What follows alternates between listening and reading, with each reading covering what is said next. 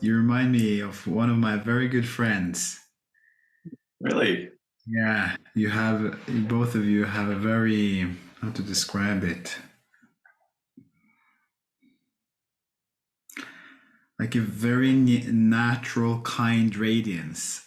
And there is this innate kindness I feel to your being, and also like a jolliness. Like that's the sense that I get, that there is a jolly side to your that radiance. Uh-huh. Yeah. I don't know. I don't know. This is my first time meeting you, but that's how I'm perceiving you initially now. Wow, you read me pretty quick. We'll Yeah, see. Yeah. yeah, that really comes through so much. Yeah, well, it's nice to meet face to face. Yeah. Yes, very nice to meet. Yeah, I'm curious about who is this guy that's dragging diamond approach teachers out of out of their caves and rooms and onto the internet. Yeah. Huh? Coaxing, dragging, luring. How are you doing it? Yeah. Yeah, let's find out. Who is this guy? Yeah, yeah, a journey. It's been a journey, Ah, an inspired adventure. I've been wondering how it has been for you actually, just Yeah. doing so many of these interviews with and getting to know teachers in this way. So I really feel that showing up in such a space where there is such a deep level of sincerity and such a genuine orientation towards truth evokes a sense of um, presence, essentially. I was going for another word, but it evokes a sense of such a depth when I come together with the teachers, and there is that strength of focus, and also within the context of doing a podcast, there is also this element of the unknown, right? There is another, so it's a big, like, there are multiple elements that makes this a very interesting thing for me. And like I said, meeting with teachers who have dedicated their lives in such a way to the path and to the journey of discovery, for me, is just a treasure and something I find very exciting and interesting. Hmm. Yeah. The sense of unknown is interesting because Yeah. it's what is this, right? Like it's not a teaching, like it's an encounter, like a meeting, Yeah. but it's not, I mean, it's going to be on the internet. So it's not exactly a space where there can be the kind of intimacy that's needed for, sobet, for, I think that's how you say that word, for spiritual conversation, right? I mean, there's a limit to um, the intimacy of the space that allows that kind of conversation to happen. And yet, it seems to happen for you with other teachers from what I've seen, glimpses I've seen. Yeah. Yeah. It's some intimacy and some contact. And, Definitely. I'd say that's happening now as well. That's my sense as we kind of dive in and lean in. And that's what I'm noticing as we both lean in. Then that contact happens, and I notice actually there is a different kind of presence that came into the space now, as it was even more palpable. yeah. Yeah. Yeah, it's an interesting space because there's the contact between you and I, but there's also like cloud of witnesses who are completely unknown. Right? Once you put it out there on the net, it's like, where's it going to go? How's it going to be received? And the teaching is normally I mean, a teaching is specific to these people, this time, this place. Yeah. You can't really come out effectively unless it is specific. But this is something different. What is it? It's interesting. Yes, and when you say that, what comes up for me is the name of the podcast, the title, Pearl Dialogues. Mm-hmm. I feel that is what it summarizes for me, or summarizes it. What the essence of this podcast is about is that personal contact and getting to know you, and in that, like a unique form or uniqueness of conversation happening, where two souls, two pearls engage in conversation. And what guides that process, in my experience so far, is an intelligence that's beyond any one individual. Mm-hmm. Yeah. Makes sense. Yeah.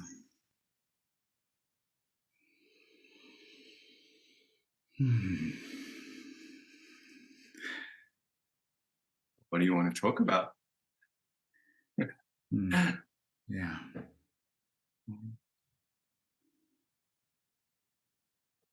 Is that rushing it a bit?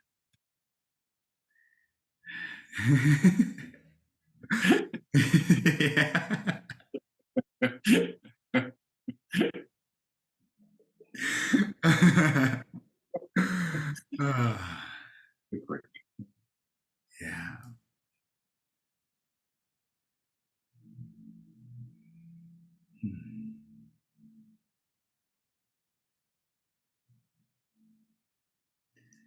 I would love to hear about your experience of being a Diamond Approach teacher. What does that? What is that for you? How do you experience being a teacher? And let me say, if I can make the question more specific, what does that role hold for you? What is that role for you?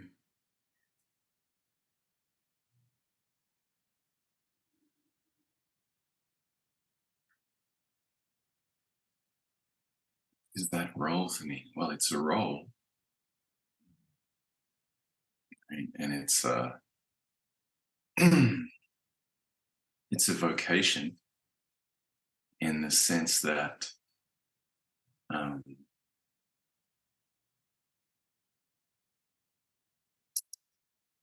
it's not. It wasn't a goal. It wasn't really an intention. I knew that I wanted to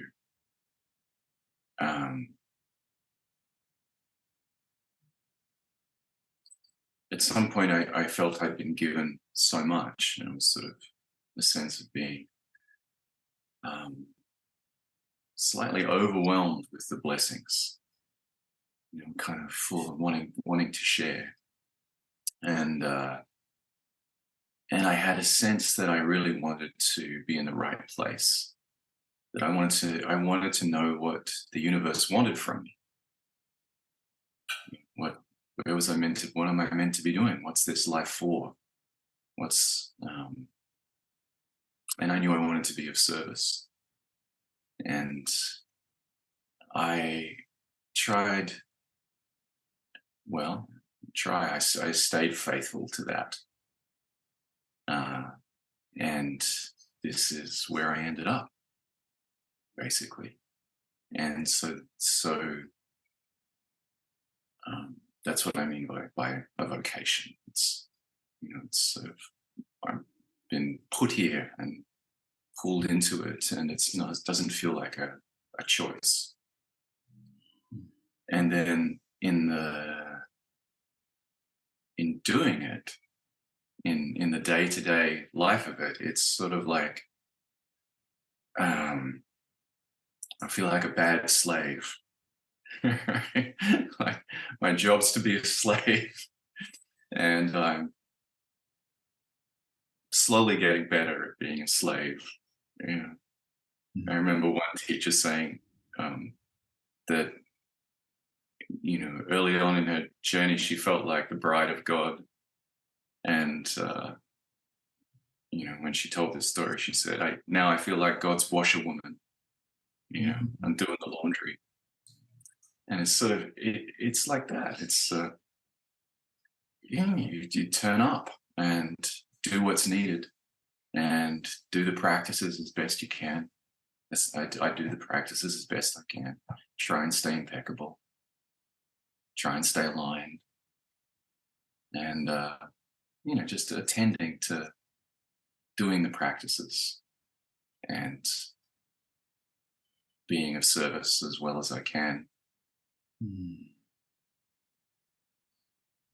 And that's kind of the job. Yes, there are a couple of threads that stands out for me of what you shared at first, or the succession of them are the blessing that you emphasize, the everything or the gifts that's been endowed through the teaching in your life, the thread of purpose that you mentioned with what does the universe want from me, not necessarily what do I want from the universe, but what does the universe want from me. And also this element of surrender or giving yourself to something greater, thus using the language of slave or washing woman. That's what stands out for me. Some people listening to this obviously may be thinking slave, what does that mean, right? Right. Yeah. So I would love to hear you elaborate on that and also bring in those other elements eventually. Okay. All right. You might have to remind me of a few I of will those. do that. I will do that. Yeah. So, slave is such a charged word, but what it means. There's so much for the ego, like in the role. There's seemingly something for the ego in the role of being a teacher. You just sit up there, people are looking at you, you get to speak, right? You're a teacher. And in the school, there's still this sort of idea that the teacher might be like a goal, or that's the furthest you can go in the work, or that's that's where you want to head if you're really developing in the work, which is just odd, really. It's not what you think it is. It's the slave element is that there's the soul gets divested of those ideas about what it is. It gets the supplies for the ego that might be there, the narcissistic supplies that you might get,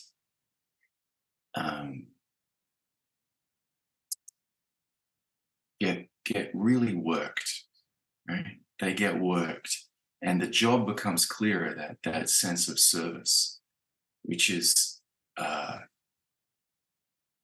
it reveals how selfless it has to be more and more as time goes on. Right? It's like, here's the job. You got to do this job. And you might go, I don't want to do that job. I want to do this job over here. It's like, no, you have to do this job. This is the way things are going. And so the surrender is, it's still that ongoing practice of what's being asked of me. What's the next movement of reality? What's the next step to be taken? Yeah. And the ego's tendency to protest or argue or um, or, or or kind of clamor to say that it has a choice. Yeah. That just gets continually honed and worked over time until you stop arguing. You stop asking for a choice. I haven't stopped asking for choice, but like there's still conflicts to work out, Mm. but that gets honed Yeah. over time. Capacity for selfless service, really gets worked. Mm. Yes, I can personally relate to what you're sharing, and how it comes through for me is that the universe itself has a volition, has a force, has a momentum, and that the soul also has a natural momentum that is in alignment with the universe. And the realization that came to me at some point was that the force or the thrust of the universe is the most optimal journey. That's the most optimal move. So one can either align with that, wisely align with that, or resist and protest, which, like you say, is a reaction of the ego or linked to certain constructs or certain structures or certain ideas we have about this, that, and the other. And I've seen in my life that shift of seeing how there is this universal force, and also experiencing a deepening of trust in that, actually there is a deeper guidance here, there is a deeper momentum here that is benign and good, and if I allow myself to flow with that, then that will be the most fruitful path for my life and for the universe as a whole. And this, we bring in the notion of choice, because I really understand where you're speaking from when you talk about choice. And actually, in my inner space and feeling, I see it the same way. When I think of choice now, I actually feel that choice on in real terms has lost its relevance for me. I don't think in terms of choice as much anymore in my own inner feel, or I can speak with people in terms of choice and communicate about choice when it's relevant, but my sense of it is that it doesn't have any much relevance anymore. I'm wondering if we could maybe elaborate a little bit about that, because some people may be thinking choice, that of course we have free will. And so there's a whole question of free will that comes in as we speak about this. Yeah, it's so difficult to speak about the free will, because it kind of drops in a question that's sort of on a level that that question unfolds through different levels as the path goes on. Yeah. So you talked about when you recognize that there's a force in the universe, that it has a kind of volition, Yeah. that you can either align wisely with it or not. And I don't think it's either or. Like, you will at times align wisely and you'll protest, and you can see that happening, right? That parts of the ego structure and parts of you will rebel and just resist, and you'll align wisely at other times, and that's a process. It's not like that takes a lot of time. Like, I knew from very early on that I had faith in a sense of that volition, and that the universe had an order to it, and it has a point and a purpose and an intelligence. I kind of knew that pretty early, and I knew I wanted to align with that. But that's a decades long process. Yeah. Watching that and being immersed in that process of being able to discern it. And it's hard to discern that force when there's so much stuff that needs to be worked out. There's so much that this separate self wants in the world and thinks that, there's so many ideals and ideas about how things have to go, how they should go, how we believe the universe must be organized in this way. And we have really deep unconscious beliefs that it must be organized according to what I want, right? According to what I most, according to these deeply cherished beliefs and ideals. But like Hazrat and I Khan says, smash your ideals upon the rock of truth.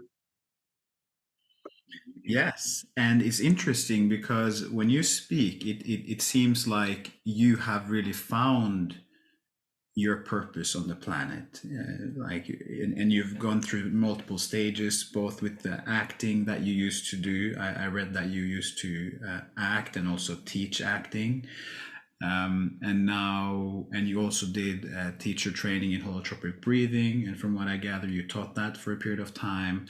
And now you're acting as a diamond approach teacher. So despite the protest and despite the resistance, that flow has actually taken you and informed your being and informed your journey and your soul. So it seems like in that case, there is this fundamental alignment with the universal flow.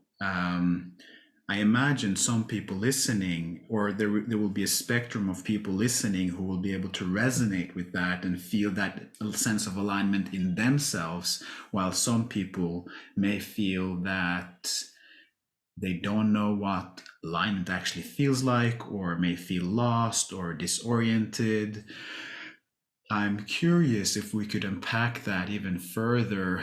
I mean, when I tune into myself, I can feel a sense of alignment. I feel that as a visceral, palpable sense of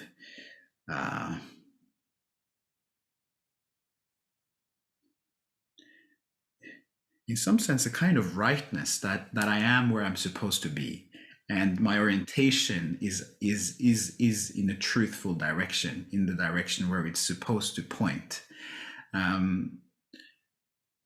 How do you experience alignment? And maybe have you ever considered this topic of alignment in the form of how people who is that something we should aim for as humanity? Do you believe is that in of itself something to aspire towards for people listening?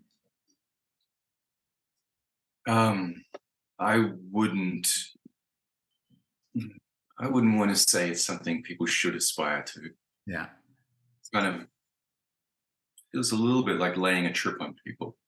Yeah. The question of alignment arises for you when it arises. And it arises, possibly arises when you're out of alignment. And for some people, maybe the question doesn't really arise. And maybe they're in the right place.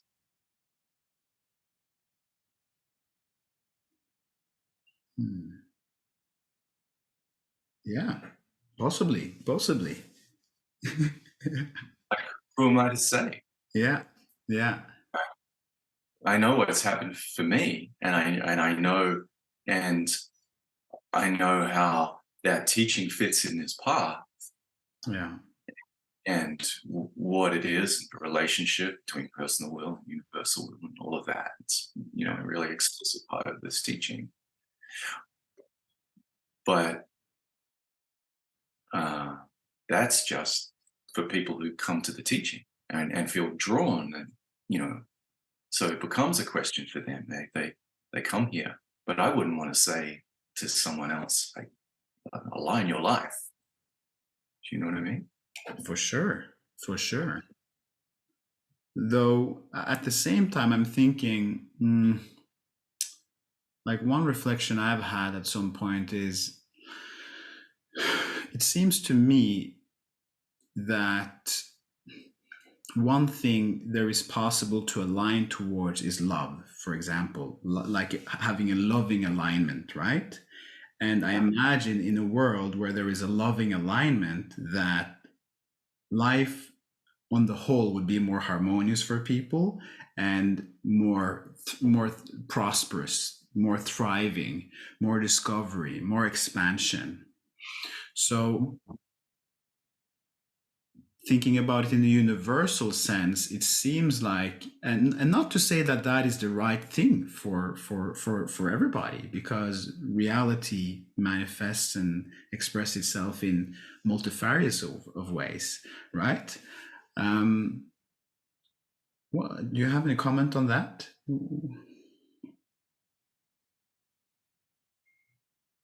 Well, yeah, we can sort of, the mind can do that with it. Yeah, That if we align with love, this would be a better universe, or better humanity would have a better life if we were more loving, if we knew love and really, really lived it. Yeah. I mean, it kind of seems like a no-brainer that would be better. yeah, That we would be more harmonious, sure. mm, But then to say, hey, love, right? Right. It's like it's a really subtle thing where I'm very sensitive to the very sensitive to when we lay a trip on people, right? When we lay a trip on someone that isn't their trip, yeah, because then that's saying, I know how you need to be aligned. You need to be aligned with love, and that's what's going to be optimal for you.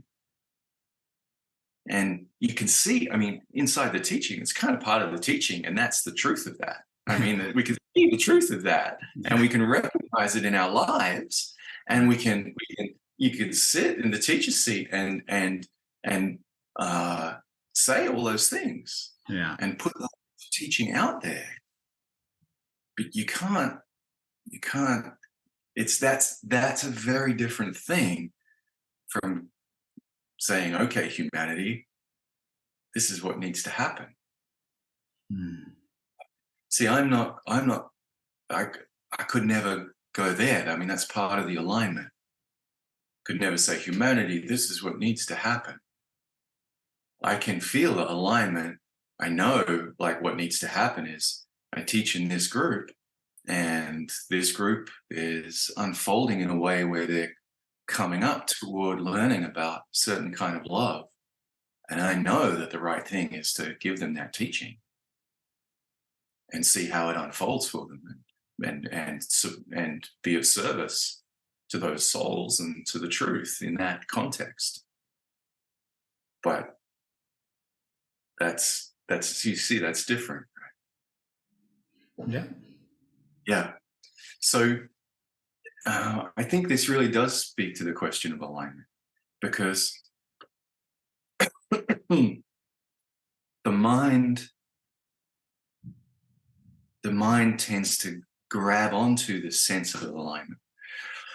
So let's see how I can say this. You asked, how do I experience it?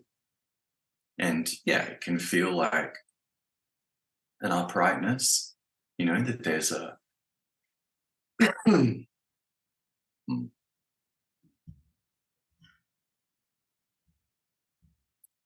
that there's a force that kind of lines the spine up and lifts you up upright. And it can feel like a ground in the pelvis. It can feel like a kind of a needle, or right. It can feel like a kind of big force that just comes through the body, and it's like has a sense of rightness and solidity and all of that. So when that comes in, and in a particular context, right, let's say, say what different times it's happened for me.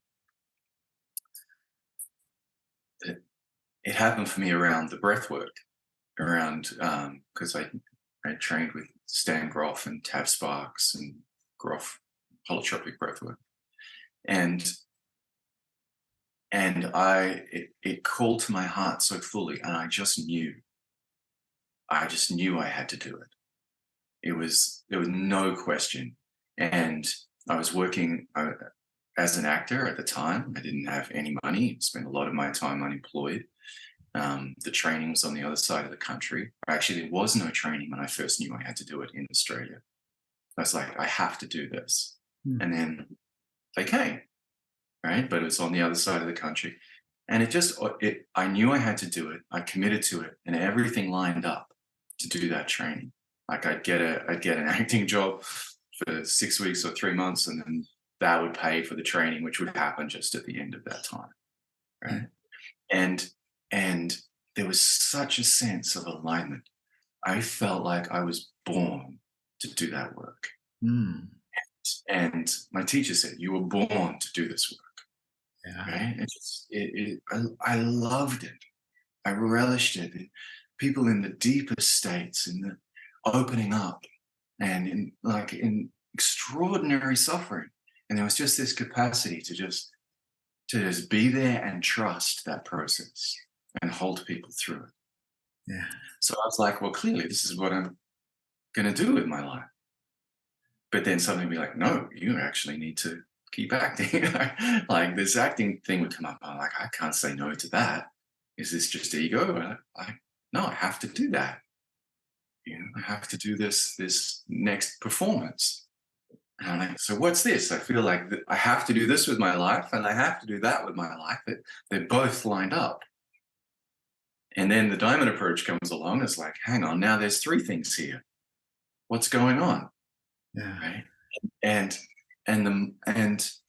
the mind trying to work it out, trying to think it's got to be one or the other, or this thing's going to, all this is going to come to fruition in some way that makes sense to the mind before it happens. The mind wants to know, and it wants to piece it together, and that becomes a real obstacle to the unfoldment happening, right? That gets in the way of what the actual real next step is, right? It's like if a relationship comes along, you feel that sense of alignment and support. It's like, I'm going to dive into this relationship. The mind thinks that's going to last forever, right? Or if it doesn't, it must have been a wrong step. But no, maybe it lasts 6 weeks, and that relationship tortures all of these ideals that you've been holding that have been a blockage for you, right? So the right step doesn't necessarily feel good. The most optimal step, the aligned step, can feel terrible, right? Even as it feels right, even as there's support for it, and yes, there's certainty around this is the direction it's got to go. This isn't any fun, but this is the right thing. And the piece of it that's become clear for me recently during the Citadel teaching, right, where what we're talking about, that force that aligns you, that you want your personal will to align with, that we practice aligning our personal will with. That's the universal will. That's the platinum. It's not just what's optimal for you. It's what's optimal for the whole situation. Right? For the whole situation. And the whole situation isn't just this planet. It's not just humanity. It's the whole situation. It's the universal situation, which we can't know. It's a mystery. So there's a tremendous amount of faith involved in actually aligning with that force. Because it's like, I don't know where this is going. And it may not be going somewhere good for this separate, for the separate self, or for this individual conscious. I mean, ultimately, it'll be optimal in some way for this individual consciousness. Right? Seems to be true. But it might mean, getting ill, or dying, right? It's not like you're going to necessarily choose that, but it's not necessarily going to feel good or look good in any way that makes sense to the mind, because you can't see the whole picture.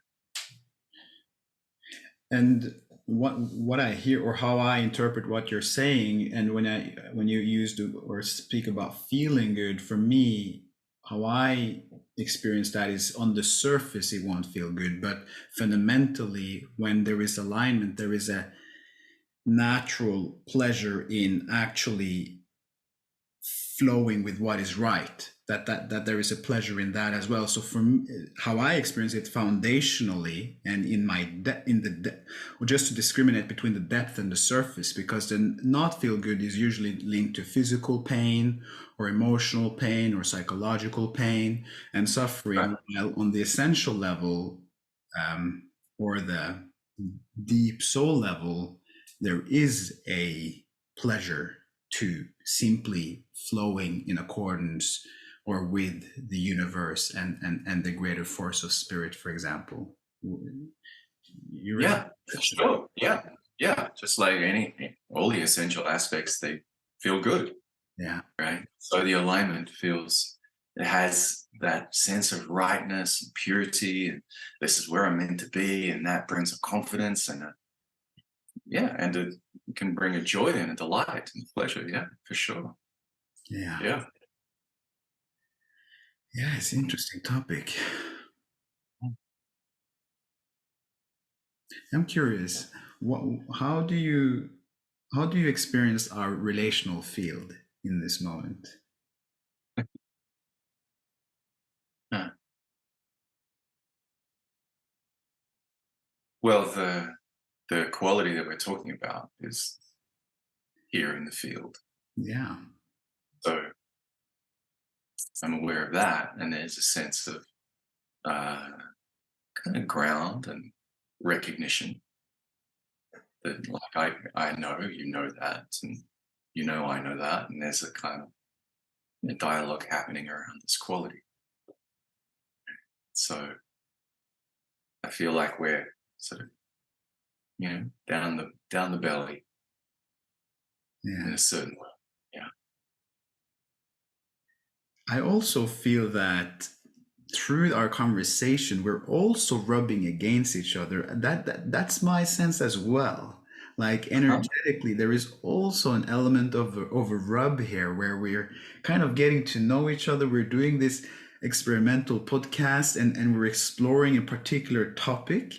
And I feel that there is a combination. It's very interesting, because both of us clearly feel the sense of alignment, and this is a very new connection for us both, a new relationship. I don't know you, I've seen some of the things online, but that's all. And you've seen some of the episodes, I reckon, or parts of it. So it's a new relationship. So in some sense, we're diving in the deep end, and really exploring and packing these aspects. And at the same time, I do feel that there is a rubbing happening. Do you experience that as well? Yeah, I think I get what you're pointing to. Yeah. Yeah, and is that unusual? Unusual. I wouldn't label it either usual or unusual. It's just interesting that it's manifesting. So I'm curious about that as well. What is happening there? Yeah. I don't know. For me, the the rubbing, rubbing, the little that it's actually I started at the really beginning. I talked about the honing, right, of that service, right, of the capacity for service, and there's a certain grit involved in the development of the pearl, but there's also that kind of, where are the niggly bits? Like we could just sit here talk about love. Right, we could have a mergy, pearly thing, but where's the benefit, Yes. right? Where's the discovery? Yeah. Yeah, so I think of that kind of rubbing up against one another, finding out, that feels natural to me. Yeah. Yeah. Yeah, how is it for you? Yeah, so initially when we came in, I shared that when I feel you, I feel the aspects of joy, I feel the aspects of kindness. I feel that so for me that gives a very wonderful ground of trust and the holding for our conversation. And at the same time, when I experience talking with you, it's as if we're also like the image that I'm get is actually jujitsu that we're rolling. Have you watched that or wrestling Uh-huh, a little bit? uh-huh, There is a uh-huh, little bit of a wrestle in our communication. Is what I feel like energetically. And this is completely without judgment. That's just my experience of the actual flow of it. And uh-huh. I do believe that or feel that in that wrestling there is actually an alchemy that takes place in what is emerging, in what is arising, into what is being communicated. Yeah, yeah. It's yeah, I mean, I'm glad you feel the alchemy of it Yeah, because it's something I really appreciate yeah, is the um, you know, what Hamid calls the value of the struggle, right? The value of struggling. To like, I don't see that as a difficulty, or I mean, I love to get in and chew on things, and knead the dough and really kind of find out what haven't we found out here? Where are the little edges and the bumps, and because there is an alchemy that happens with that, yeah, right? There's a digestion, yeah, which is and which can happen for both of us, but also that can it's maybe not just for us, right? That you're bringing out like the sense of the rubbing or the struggling or the wrestling. That's important in the work. yeah, I mean, for anything to really happen, in terms of the transformation, you've got to wrestle with the material. yes. Right? You have to work it. Go to the teaching and you get a transmission and it feels so wonderful. You go home and you crash, right? And you go back into your old patterns, and then you have a session with the teacher, and that opens things up. It feels wonderful. And you go back into your old pattern. It's not it. Mm, Right? It's not going to do it. You've mm. got to think about the teaching and see where you object to it, where you resist it, how are you protesting, and then what are you protesting about? What is the protest? Yeah, Yeah, so it doesn't we don't digest it. It doesn't become ours without that kind of chewing and wrestling, right? And I think similarly in a relationship, yeah, if we're just kind of thinking we know each other and we're not really wrestling with each other, we're not really contending with each other. How do yes. we know? You think, yeah, you can't know someone unless you really contend with who they are. Bring yourself and wrestle. And challenge. Exactly. Right. Yeah. It makes me curious while you speak. Something I like to ask people. um,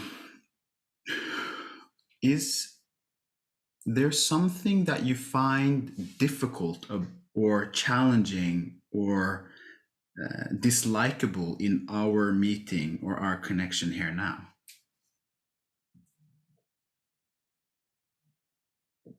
It's an open question.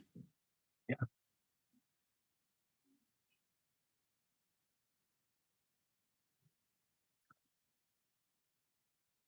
In our meeting? No. Yeah, in this field we're in right now. Not between us. No. Okay. I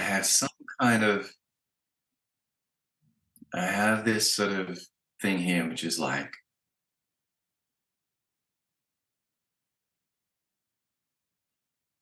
to do with the media, right? The medium that this goes on.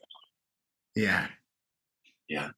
So it just lands in, I mean, the internet is a place, and the internet is this,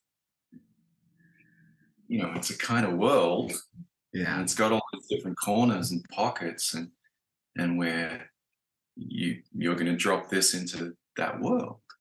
Yeah. Is the container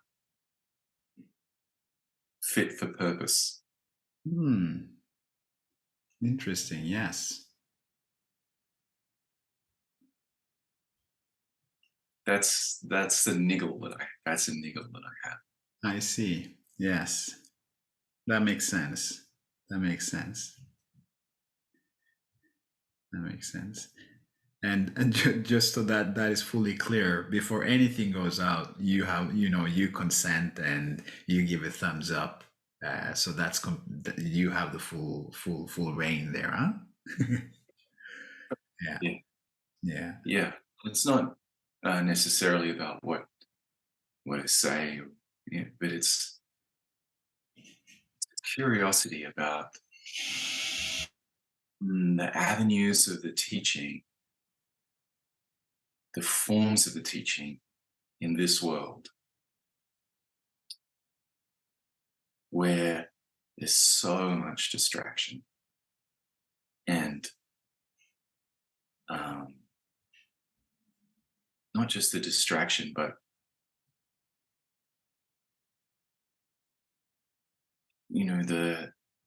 the sense of a particular context or community that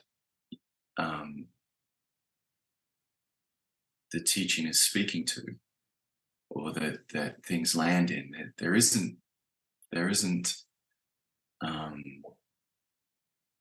a particular way that the internet's a particular place with fractious communities, right? And that so impacts our world and our collective consciousness at the moment that just have a question about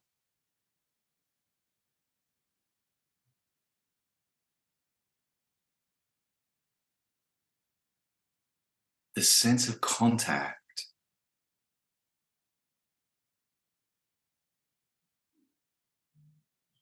It's difficult to have a sense of contact with who this reaches, and knowing what is what wants to be said. It's kind of going into the unknown. So yeah, I don't know. There's a question there that maybe isn't very clear. Yeah, I hear that. So now it is in a very interesting context. I really appreciate that perspective, because the reality is that it's the two of us, but we're also aware that there is an audience that is an unknown. So usually when there is a teaching, there is an audience and one can feel the group and communicate directly to the group. And there is a sense of attunement to the audience and to the people who's listening. While here, there isn't that. The audience is not present in real time, something that we can tune into. So there is this big question mark around who's actually listening. And is that what you're speaking to, huh? Yeah.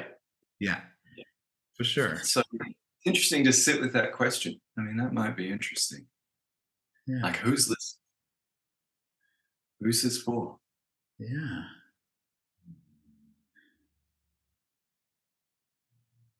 See, in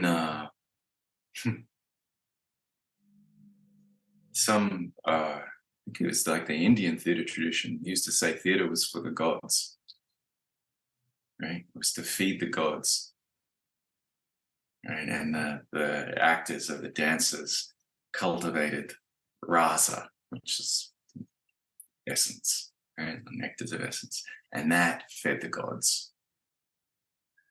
So it's the theater wasn't for the real audience, wasn't the people there, but the audience was the gods, the ones who benefited, who drew the nourishment from the performance. Mm.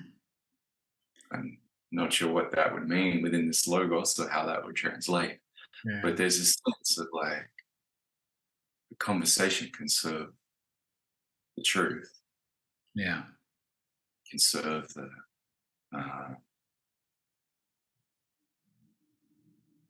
it can serve reality in some way. It's interesting you say that, because what I'm sitting with in my heart space and in my chest and in my being is a sense of realness. One thing that I can say with certainty within myself is that we're being real with each other, and that this is a conversation that for me feels real. Like I'm or I can speak for myself that I'm showing up in a way where I'm really coming forth and really leaning into the conversation with my whole being. Yeah. and Yeah. and and when I think about the audience, I don't know, like, on if I think about the world at large, I don't know how many people would find this relevant and how many people would listen through this whole conversation. But those who's still listening must be kind of, there must be some kind of connection there. There must be some kind of value in listening to such an exchange that's taking place, both in terms of the content, but also the form that it takes in how we show up with each other, and the element of realness that's coming through here. Yeah. Yeah. Good answer. I like it. Yeah. Yeah, for me, this is at the heart of it. Actually, this is at the heart of every Pearl dialogue. Mhm. When I feel Mhm. into it, that's actually a golden thread that runs through the whole project. Yeah. Yeah, Yeah. Feel the fullness of your heart in that. Appreciate it. yeah, Yeah. It's well received. mm, yeah. Wow. Like, suddenly I feel this honey just flowing in the space. Browser for the gods. Oh, fantastic.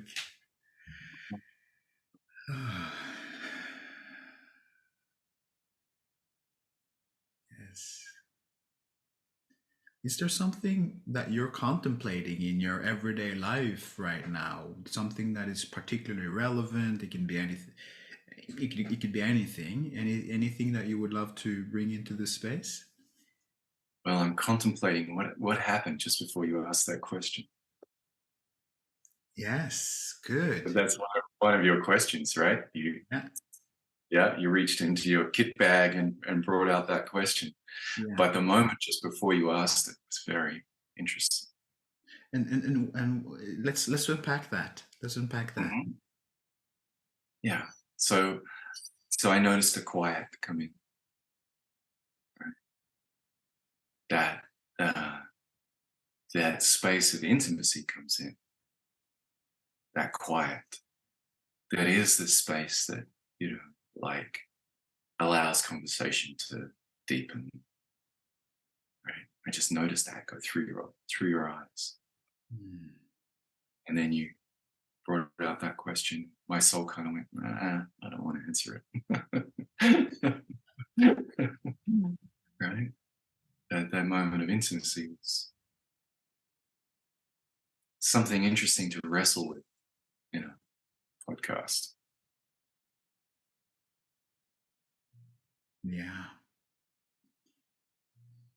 I actually, this is the space that you're emphasizing here and that you're bringing out, like that transformation that took place, that metamorphosis, and also the honey coming in, and that sense of connection, which I felt was infused with this golden luminosity. Um, that there is a particular connectivity that happened there, and then suddenly what I noticed in my mind is I was actually starting to think about the podcast and the directionality of the podcast. So I was going then into this idea of talking about something interesting, when in reality, if it had not been a podcast, I would Uh, probably just hang out there and, right. and just open it. So that's how that manifested in me right now. Yeah. Right. Right. To talk about something interesting. Yeah. Yeah. Or Yeah. interesting from a conventional point of view. Yeah. Yeah, Right. yeah. So Right. that was more an automaticity in my mind based on history rather than coming from my depth, you could say. Right. Yeah. Right. So it's such an interesting edge, isn't it? Because yeah, there's some audience, they're unknown. But if you're right, if they've gotten this far, maybe they're more interested in that moment. Right. Uh, it's it's really interesting how we take ourselves out of intimacy and out of contact and away from deepening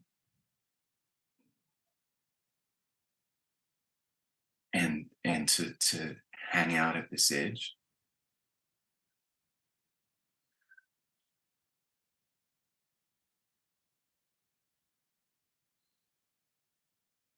So another kind of pearliness can come through, and another um,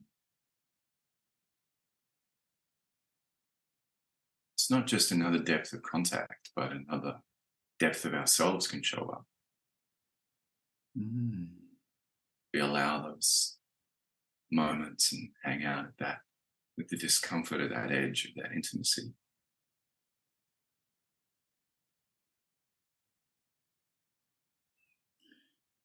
Yes.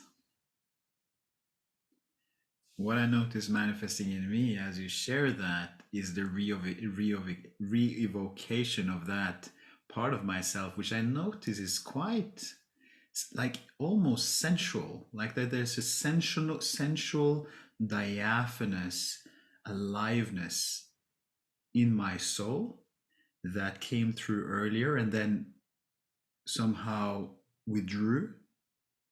And as you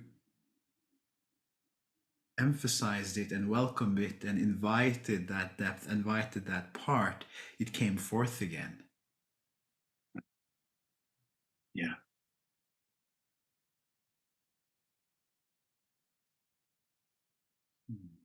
diaphanous, good word. The delicacy of it, the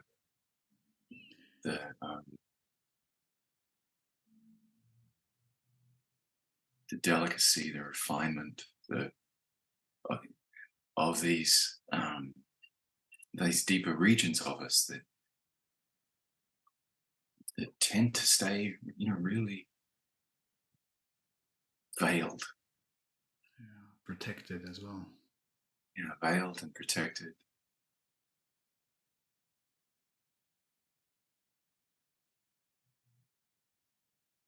It's quite something when they come forward. Hmm. How would you say that you're coming forward in this moment? What's happening for you?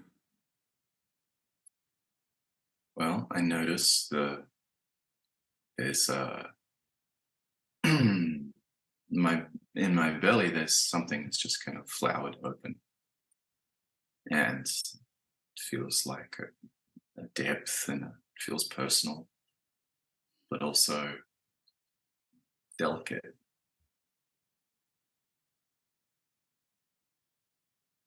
And that quietness of that intimacy space wants to seems to want to be stronger, come forward.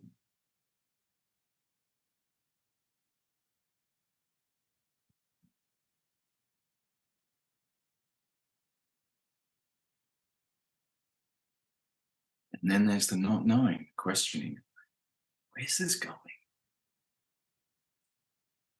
Where's this going?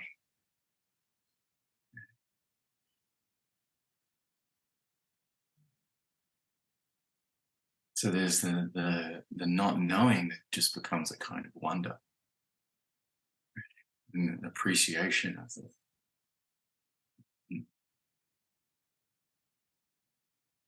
appreciation of that space. There isn't a lot of knowing.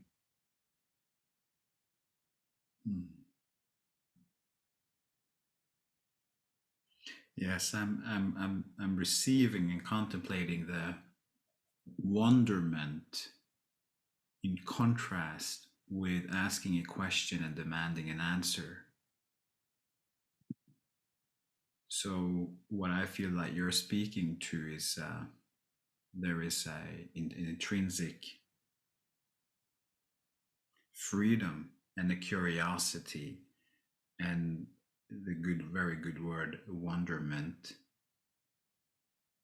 without having an agenda or necessarily a need, something that creates a pressure to find out or define something or identify something. So I'm aware of the contrast between those two approaches. Yeah, it's very different, isn't it? It's very different. Like, what's conversation and what's an interview?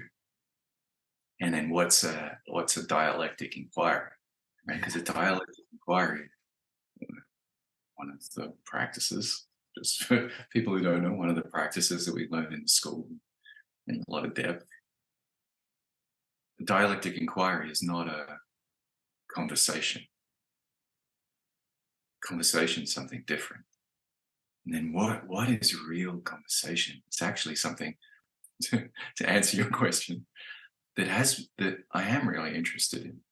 It's been on my mind for a couple of years, like real conversation.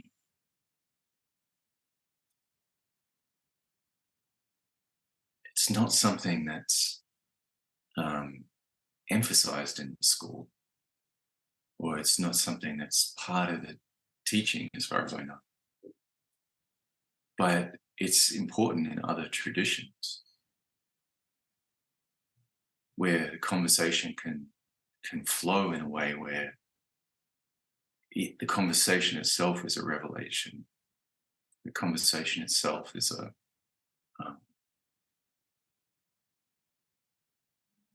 exactly a practice, but an arena, a container for the revelation. But there's certain things that need to be in place. Like, how does that work? Like, it needs that space of intimacy, needs that space of trust, and it needs the silences and the time to have those silences and those pauses. Like, if you're having a really deep conversation that's finding its own way with somebody, then you might sit and stare at the birds for 10 minutes before you say the next thing, if the conversation is going to find its own way. So what's really interesting to me about this is that this conversation is in this container of a podcast, and just exploring the possibilities of that. It's pretty interesting. Yes. What comes up for me as you speak is true nature being intelligent and sensitive, and also a comprehending intelligence. It comes through for me that our being will if we don't interfere, our being will naturally respond to the situation as a whole naturally. Right, right. But it takes such trust and not knowing, right? Like this, the podcast could be a car crash. Right? You might end up with not much you could say, or it could be like someone trying to follow it might not be able to. But if there is a lot of trust, Yeah. and capacity to like a deep surrender, Yeah. yeah, sure, true nature can unfold it in an intelligent way. Right? Mm. So my question then is, to what extent do you feel that that is happening now?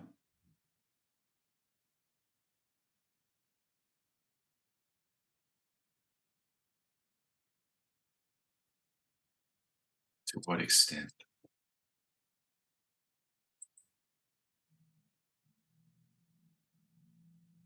It's going in that direction, and there's little glitches, which are to do with the glitches.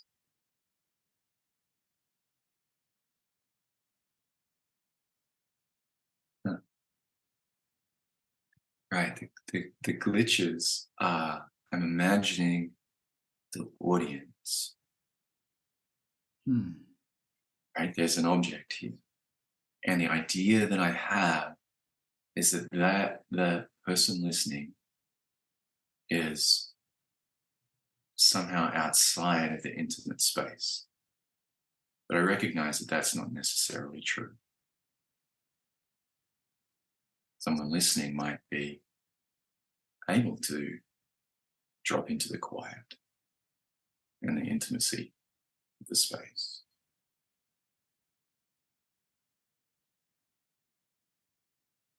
And be part of the conversation. Not just an audience to the conversation, but in some way actually here with us, actually entering into this space. And as I kind of recognize, I had that idea, it's sort of dissolving. Then there's a sense of like welcoming in my heart. My heart kind of opens, and it's like welcome to the audience. Welcome to whoever's listening into this space. Hmm.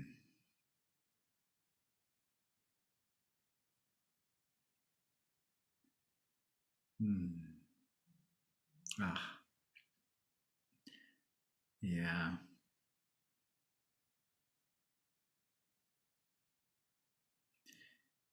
So that same glimmer of sunlight that I felt before earlier was like a substantial liquid honey. The moment that recognition came and you shared what you shared, I felt the welcoming opening up like the dawn and the sun and everything opening, and there was this luminosity, this sunlight. Um, and also, what came up for me, that the potential for any listener to really participate in the dialogue through their own experience in the moment, and how their being is responding to listening to this.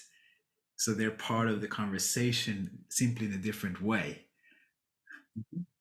Yeah. Yeah.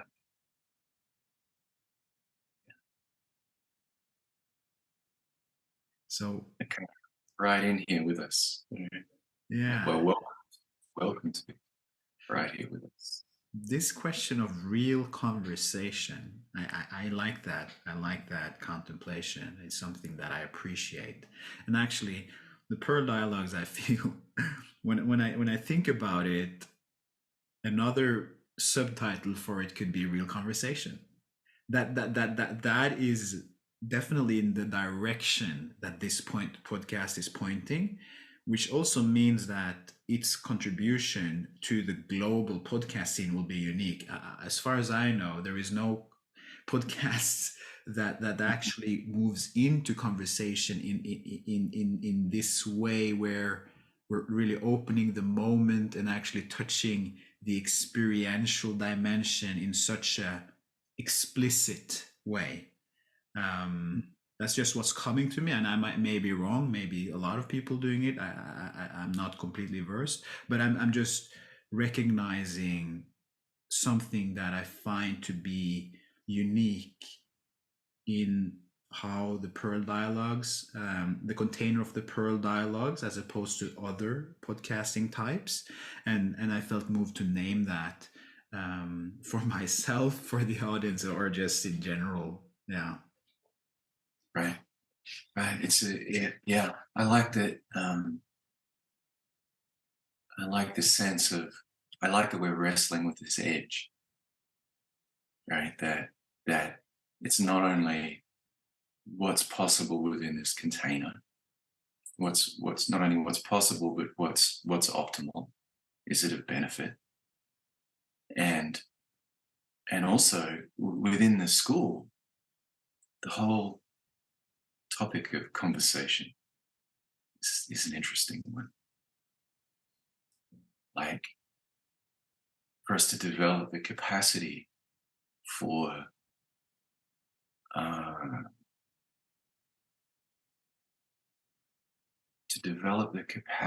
conversation. I think that's it, just to develop it. What are the possibilities? What's the potential? Mhm. Of course, my reference point is, Soviet, in the Sufi tradition, spiritual conversation, which, is really emphasized. The intimacy of that is emphasized, sacredness of it. And so there's that as a reference point. And then the internet as this other reference point, right? And the coming together of the exploring the potential of conversation, of spiritual conversation within this container. Mhm. I mean, it's a very interesting edge. But it's also an edge I don't know if it's an edge for our school, but it's interesting to consider it in diamond approach in school, because we have dialectic inquiry. It's not conversation. Right? Conversation is more free and loose and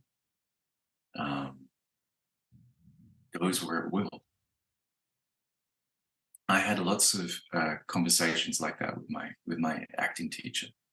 When I left acting school and we became friends, we'd have dinners together, and just the conversations would often start with theatre, and they'd often involve a lot of vodka, right, and a really good meal, and playing different kinds of music, but that they would range over. I mean, it would be just like snakes and ladders through existence, through all the possibilities of being a human being, the heart, the mind, the belly, the highs and lows, and the space would become just so vibrantly saturated with life, right? With the fullness, the potential, right? The soulfulness and the richness would just be amazing. Yeah. It's like, and so important, those conversations, for developing me as a teacher of acting initially, and of as a my whole understanding of theatre. There was the 3 years conservatory style training that I had, but then there were these incredible conversations that could go anywhere, like anywhere. They didn't, profane and holy, and and the complete freedom of those conversations, and the total trust and openness that my teacher and I had with each other. Just like these insights just would explode, and these connections would happen. It was like thrilling, like just extraordinarily thrilling and rich. So I guess I'm telling that story just to point to the possibility when the conversation can go anywhere, when there is a freedom to it and an interest in the truth, then it's going to go deeper.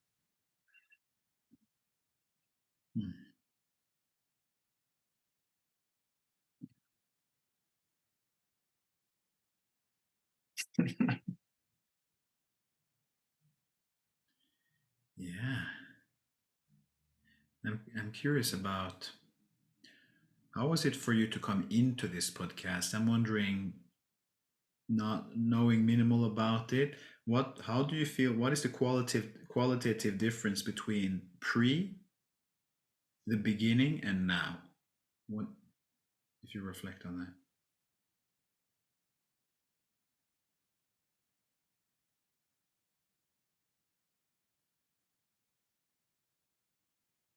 Now the contact feels more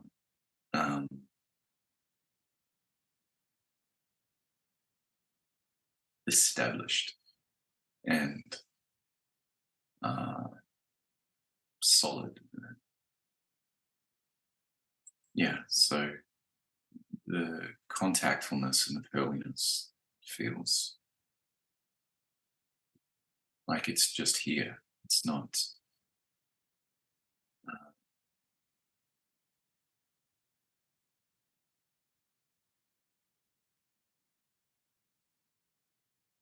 It's not a question about it.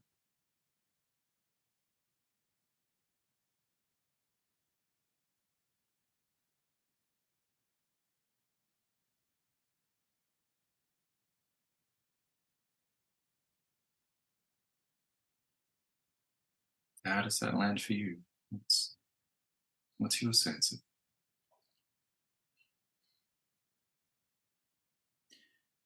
Yeah, I'm brought back to the notion of wrestling.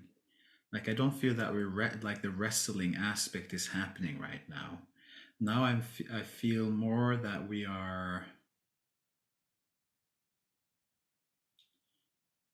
touching each other somehow, right? More on a level of presence. That there is more like a gentle touching and feeling out both ourselves and each other.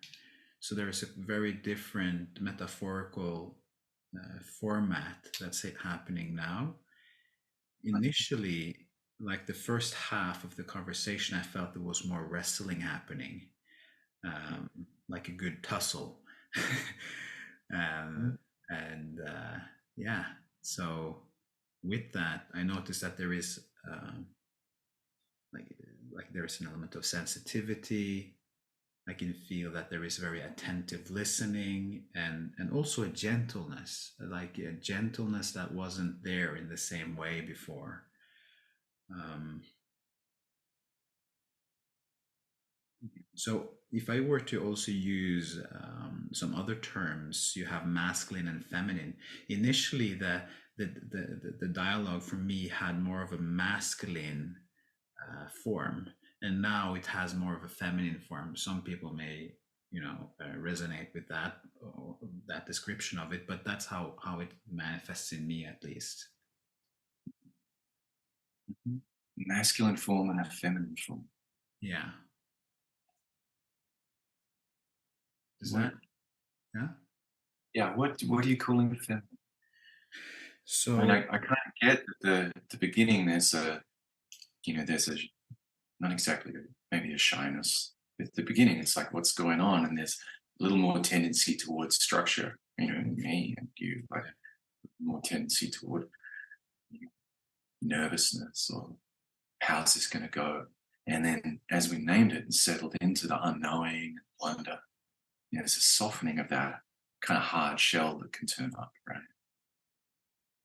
So sorry, I asked you a question. Now I'm exploring the answer myself. I would say that what I used to describe the masculine was the wrestling, like that segment of our dialogue had a masculine quality in terms of it was like we were asking questions, and then there was like challenging each other in certain ways, rubbing up against each other. There is a there and also an element of red essence, aggression, and although it wasn't very much very loud, but I felt it in the field, which led to like some kind of expansion or transformation of the field.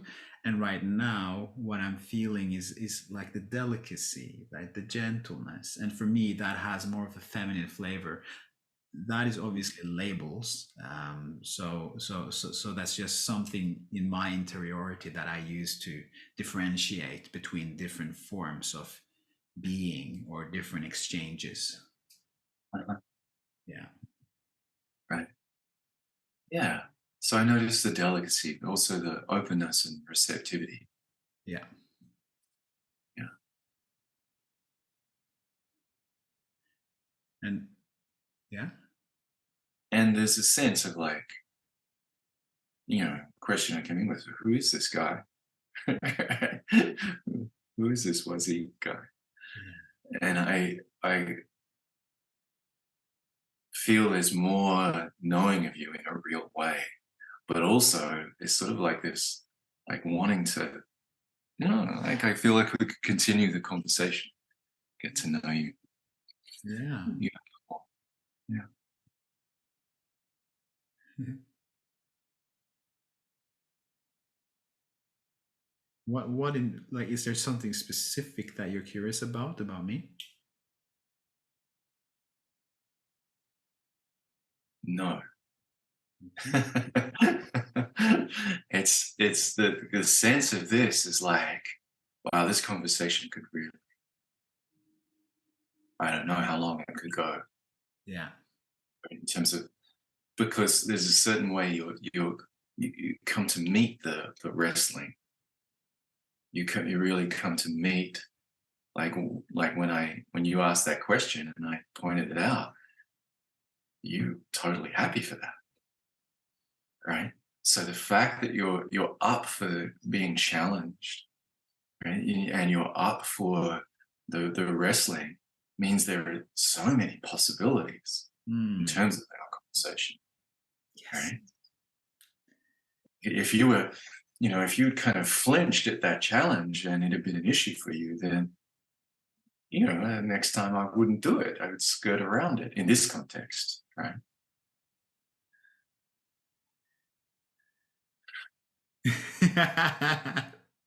Yes.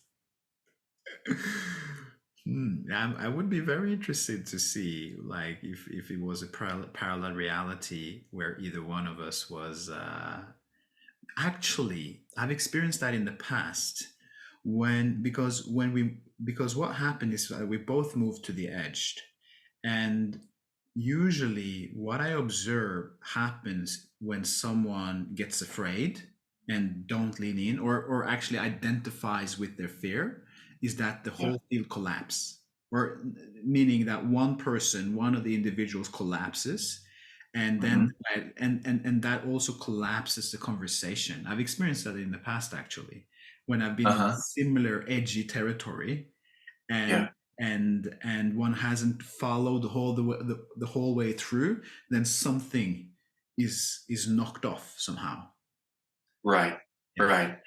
Yeah. And then what happens? Like, where do people go when that something gets knocked off? In my observation is that then the usually starts a process of really tussling with their own structure, so in with their own personality somehow, or my own personality. If it happens with me, I'll get stuck. There's a split that happens, so the Right. unity in the field collapses and there is a split, so there is a disconnection that happens then. Yeah. Yeah. Yeah. So I noticed the ten right. One thing I noticed is that the temptation to go to some kind of shell, right? So that would be like similar to what you're saying about the tussling structure. So rather than go into that edge, I'll resort to the role. I'll adopt the, put on the teacher role Yeah. and put on the bit of shell, that goes with that, rather than actually allowing the not knowing, allowing space and intimacy, And the unfolding unfolding. and the surrender, to bring in that word. Like there is such a, what comes through for me as we highlight this is like the realness of both surrender and also like a really giving of oneself to the truth, like to the actual truth of the moment, independent, irrespective of anything else. Roles, should be, should do's, ego is a really giving oneself to the actual matter of affairs. Right, right. And the mind, like that's going to, if you're with the unfolding of it, it's going to change before the mind can even grasp, right? Before the mind can grasp what that truth is right now. So this is the interesting thing about the conversation for me, and in our logos, is in our school, there's a lot of emphasis on what's the realization, like what am I now, right? What am I now? What's the truth? What's the truth that's here now? And when in a conversation, if there's a lot of flow, and you're really with the flow of the conversation, that can change, like the different colors and aspects and dimensions and things.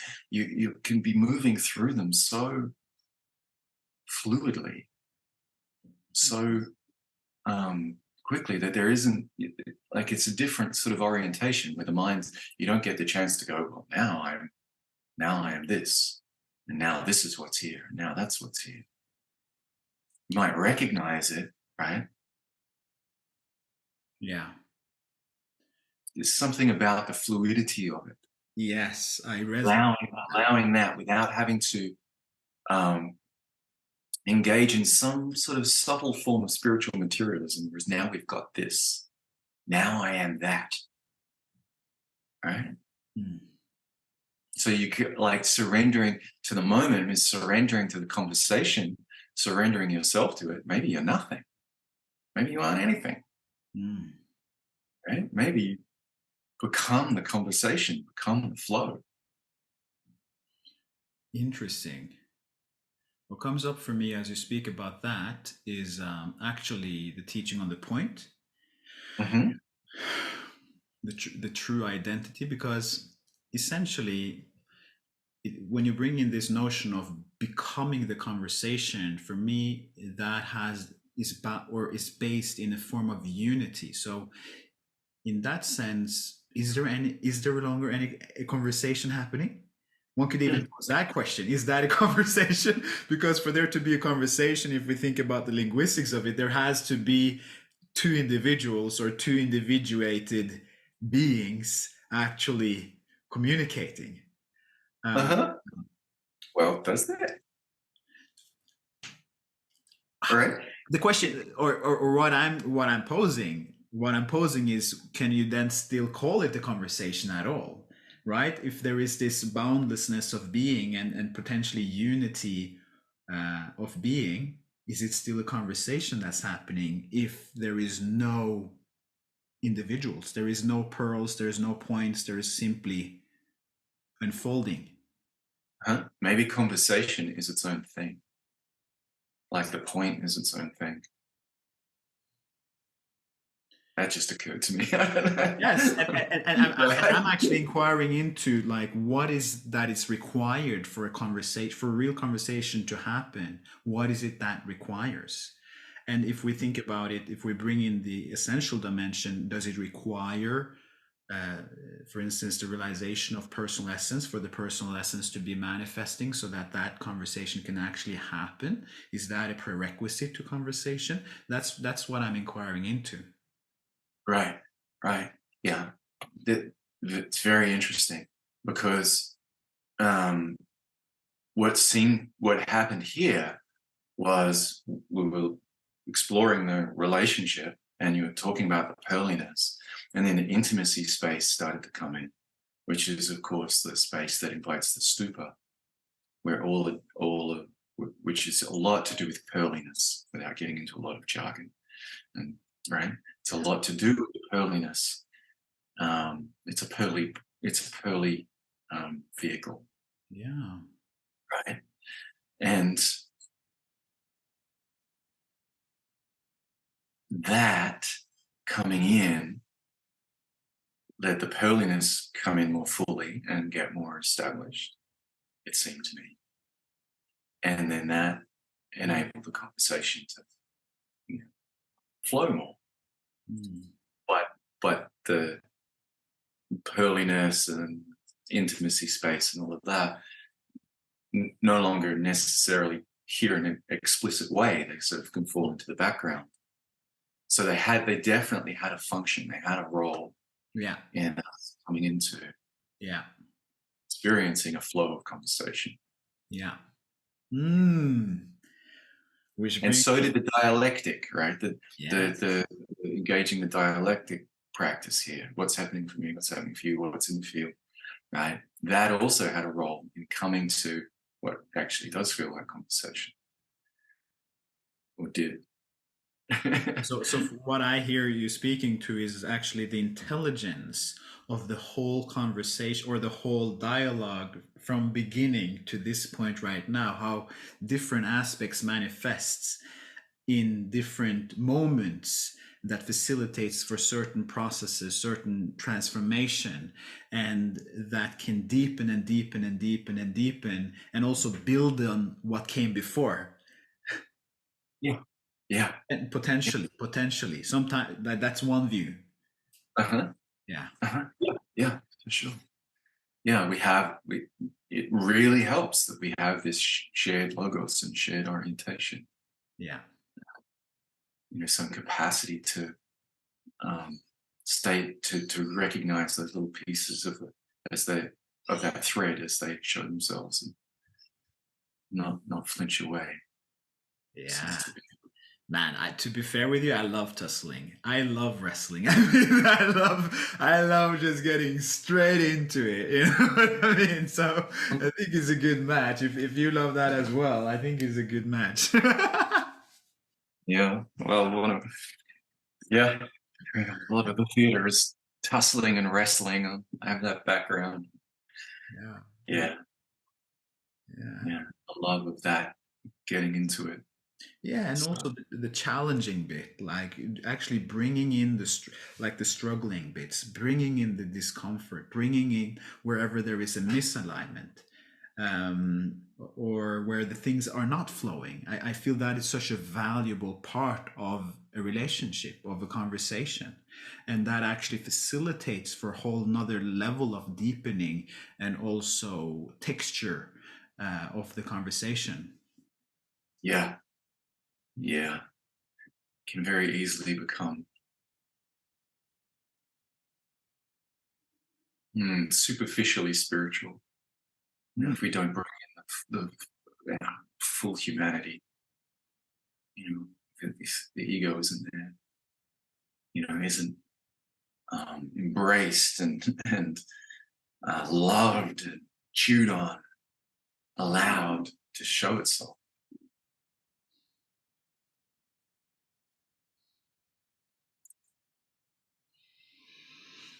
Yes, Ashley. Yeah, Yes. this is good. This has been fun. Yes. Yeah, It's so fun. Yeah. In many ways, how it's coming through for me now is the application of diamond approach, because so much of what I've learned in the diamond approach school is being now applied in a situation that is linked to the school, but it's also outside of it, because we're meeting person to person, human to human. So right, there's right. both I'm not your teacher. necessarily the teacher of anyone listening. It's like, yeah, and it's about the diamond approach, and you're interviewing teachers. Yes, so it's both and. Right. Yeah. I'm glad we stayed with the edge. Yeah. I appreciated your questions that brought forward that edge and those little glitches that I was feeling about doing this. Appreciated that very much. Yeah. Yeah. Thank you so much. That was wonderful. It's really great experience. Well, thank you. I really enjoyed it. Really. Yeah. Great to it's hard to find the right word, but it's not just getting to know you and speaking, but to commune in this way, to have a real conversation. It's something I really appreciate. Mm. Yeah, precious.